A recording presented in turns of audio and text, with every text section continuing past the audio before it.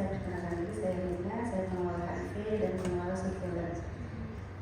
Ini tadi disinggung mengenai data HIV tahun 2023 85, mungkin karena ini Pak, kita itu setiap tahun akan validasi data dengan Puskesmas. Jadi setelah kita validasi data kemarin akhir 2024, ternyata data yang tahun 2023 itu kita ada 74. Ya, ada beberapa pasien yang loss, itu lossnya itu tidak ada di kita. Kadang ada yang pindah, yang ada yang juga. Jadi kita validasi ke Puskesmas itu tidak ini ada di teman-teman Puskesmas. Ternyata setelah kita validasi tahun 2023 itu ada 74. Ya. Tapi yang tahun 2024 kita naik ada 88. Ya. 88 dari 88 ini data yang mungkin jadi miris sama kita ya, ada 10 orang yang ibu hamil. Mungkin nanti bisa ada payung hukum supaya ibu hamil itu benar-benar bisa kita periksa di trimester pertama. Ya ada sih programnya namanya triple eliminasi. Ibu hamil harus diperiksa di bulan 1. Nah mungkin sebelum ibu hamil harusnya kita masuk ke Jatim ya, bisa. Jatim sampai saat ini kita belum ada payung hukumnya, dan Jatim itu tidak masuk ke perhitungan SPM. Jadi perhitungan SPM itu hanya populasi kunci, populasi khusus. Kalau Jatim populasi rentan itu tidak masuk ke perhitungan SPM. Sedangkan kan Jatim ini kalau kita misalkan ditemukan di Jatim, insya Allah itu penularannya akan kita bisa putus ya. Kita tidak ada hubungan nanti dengan apakah pernikahan batal atau tidak. Yang jelas kan tujuan kesehatan mungkin memutus mata rantai penularan gitu. Nanti mungkin kerjasama nanti dengan KUA atau yang terkait mungkin gitu ya. Nah untuk Jatim kalau bisa mungkin Pak bisa ada sebetulnya ada, tapi masih ada beberapa yang menolak gitu karena kan tidak ada maksudnya dasar hukumnya gitu. Kalau misalkan ada dasar hukumnya bahwa Jatim itu wajib diperiksa HIV sebelum dia menikah, mungkin itu bisa gitu ya. Kayak kalau Kabupaten Bandung mungkin kita bisa mengatur ya, setiap ada yang mau menikah itu dia pihak laki-laki sama pihak itu harus mengisi Google Form. Kalau nilainya udah 100, itu bisa langsung ada jadwal, datang ke Puskesmas, diperiksa HIV, sifilis, dan lain sebagainya. Tapi kalau misalkan hasilnya di bawah 100, itu diulang lagi. Tapi bukan berarti menggagalkan pernikahan tetap, tapi kita sambil edukasi. Mungkin itu bisa kita ada seperti itu. Jadi yang menikah itu ada surat keterangan sehatnya, untuk sumalolaan seenaknya gitu, tapi ada hasil seperti itu. Itu mungkin kemudian yang alhamdulillahnya di kita itu sudah ada 17 PDP perawatan, dukungan dan pengobatan. Jadi ditemukan Puskesmas itu diobati di situ. Jadi diobati bukan hanya di RSHC saja, di Puskesmas yang 17 itu kita bisa. Tapi yang jadi masalah tidak semua ODIF mau diobati di kita karena stigma dan diskriminasi kita masih tinggi ya, masih. Jadi kadang-kadang pasien Banjar mau berobat di kita atau pasien kita mau berobatnya di RSAS karena kita masih tinggi stigmanya itu. Termasuk kemarin mungkin contoh ya kemarin itu stigma dari kita mungkin masih tinggi ya. ARV dapat setiap yang ditemukan. Kalau dulu kan kita sebetulnya sampai saat ini ada Perda Kabupaten nomor 4 tahun 2007 ya, tapi itu sudah tidak relevan dalamnya. Jadi kalau misalkan ada audit yang tidak mau membuka ini udah selesai. Kalau sekarang tidak boleh, wajib membuka kepada pasangannya, minimal kepada pasangannya ya yang audit itu.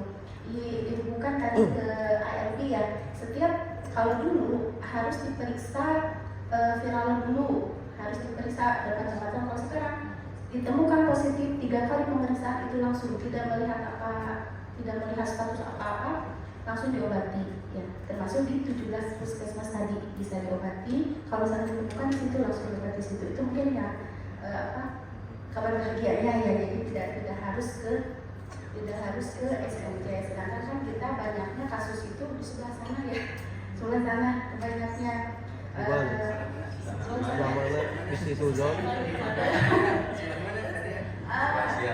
Sebetulnya paling dikit di Singaparna sih. Tiga dikitnya pertama Singaparna, kedua Raja Pola. Abisnya terus. Batuja, Singaparna, Raja Pola, ketiga Ciawi. Ya. Kalau yang Cipatujah itu ada, tapi masih di bawah yang tiga ini. Ya. Tapi 6 ya Cipatujah itu. Nah itu alhamdulillah sekarang itu jadi ditemukan puskesmas itu langsung diobati di situ. Cuma yang jadi masalah kayak seperti kemarin kasus mungkin sudah pada tahu yang kemarin Ciawi sekarang pasien sudah meninggal kemarin hari apa ya Pak? Itu sebetulnya harusnya tidak boleh tersebar sampai ke masyarakat. Ya. Kalau misalkan kita hubungkan dengan undang-undang, kita kena itu ya undang-undang rekam medik ya. Harusnya tidak boleh sampai tersebar seperti itu. Karena kan yang apa namanya yang bisa membuka status seseorang itu kalau di kita itu konselor sebetulnya. Ya. Itu berhubungan dengan pengobatan nantinya. Gitu, ya, yang kemarin kasus kita yang bikin pusing juga, tapi jangan sampai ada seperti itu lagi, mudah-mudahan tidak ada. Kemudian ada infeksi kasus baru, sedangkan untuk tahun 2025 ini sampai Mei udah ada 55 orang, Januari sampai Mei udah ada 55 orang, dari 55 orang itu satu positif pneumonia. Kita paham untuk 2023-2024 kita ada kasus positif di anak sekolah. Itu yang harus kita waspada. Sedangkan anak sekolah itu tidak masuk ke populasi yang terhitung di SPM. Ya. Jadi itu masuknya ke populasi rentan. Karena kita kan HIV itu ada 3 populasi ya, populasi khusus, populasi kecil, dan populasi rentan. Populasi rentan itu tidak masuk ke perhitungan SPM, tapi ternyata di data kita ada yang positif di situ. Ya, Jatim juga ada kemarin 2024 ada satu yang sebenarnya positif. Ibu hamil 1, tahun 2024 ibu hamil 10, anak sekolah 1. Mungkin itu jadi jawab waspada kita. Ternyata udah masuk ke populasi rentan dan positif.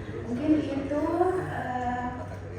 untuk yang HIV. Satu lagi, yang HIV ini di kita tertingginya menyerang usia produktif kita. Usia 20 sampai 29 ada 324 itu kumulatif dari tahun 2024 dari tahun 2004 sampai 2024 ada 324. Mungkin itu yang harus jadi waspada ya, ternyata yang terkena HIV itu kebanyakan usia produktif. Mungkin itu untuk HIV. Kalau untuk surveillance ini besaran sebetulnya sudah sih alhamdulillah ya untuk teman-teman surveillance puskesmas dari 40 puskesmas itu ada 28 puskesmas surveillance udah EPI ya. Alhamdulillah kalau misalkan dasarnya EPI kan karena EPI itu mengolah data, jadi alhamdulillah teman-teman bisa melaksanakan tupoksinya, di mana surveillance itu berdasarkan algoritma 2022 ada 24 penyakit yang harus kita waspadai yang berpotensi menyebabkan KLB atau wabah, termasuk di dalamnya kermat. Nah, itu teman-teman sudah mengerti di puskesmas, alhamdulillah, walaupun mungkin ada beberapa kendala seperti kemarin. Sebetulnya kermat di kita sampai April itu sebetulnya ada 9 kasus, tapi keracunan makanan. Tapi mungkin yang kemarin sampai viral mungkin hanya di Raja Pola ya, karena ada 9 kasus sampai April gitu. Ya mudah teman-teman di puskesmas bisa mengatasinya gitu ya, karena di puskesmas juga sudah ada. Mungkin itu tambahan dari saya. Terima kasih atas waktunya. Saya dari program pengelola kesehatan ibu anak, yaitu terkait dengan jumlah kematian ibu yang ada di Kabupaten Tasik. Sebetulnya yang di tahun 2024 ini Kabupaten Tasik itu di kematian ibu masuk ke peringkat ranking ke-7 se-Jawa Barat, dan untuk kematian bayi peringkat ke-6 di seluruh Jawa Barat. Jadi kita masuk ke 10 besar, tapi 10 besar yang sangat jelek ya, mungkin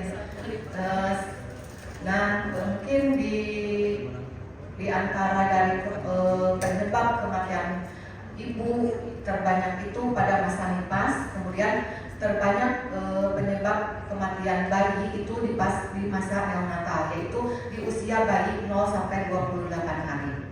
Dan di usia 0 sampai 28 hari itu penyebabnya yaitu karena BBLR dan asfiksi. Tapi terkait dengan BBLR itu mungkin kita harus lebih merespon di tata kelola ANC. Tapi kalau dengan adanya kasus BBLR, karena keterbatasan inkubator yang ada di rumah sakit juga sangat mendukung sekali terjadinya kematian bayi. Kemudian di kami itu standar pemeriksaan kesehatan bayi merupakan salah satu masuk ke program SPM juga. Dan untuk target SPM-nya masih belum 100% dikarenakan ada item-item standar yang harus dipenuhi. Di antaranya yaitu di kami itu terkendala dengan pemeriksaan screening PJB pada bayi baru lahir. PJB itu yaitu pemeriksaan jantung bawaan pada bayi baru lahir. Jadi dengan alat oximeter karena di kami itu tersedianya baru 40 alat. Di masing-masing puskesmas hanya 1, sedangkan yang pertama kali bersentuhan dengan bayi baru lahir itu adalah bidan, ya, yaitu bidan desa, dan sebanyak 351 hanya kita mempunyai alat 40.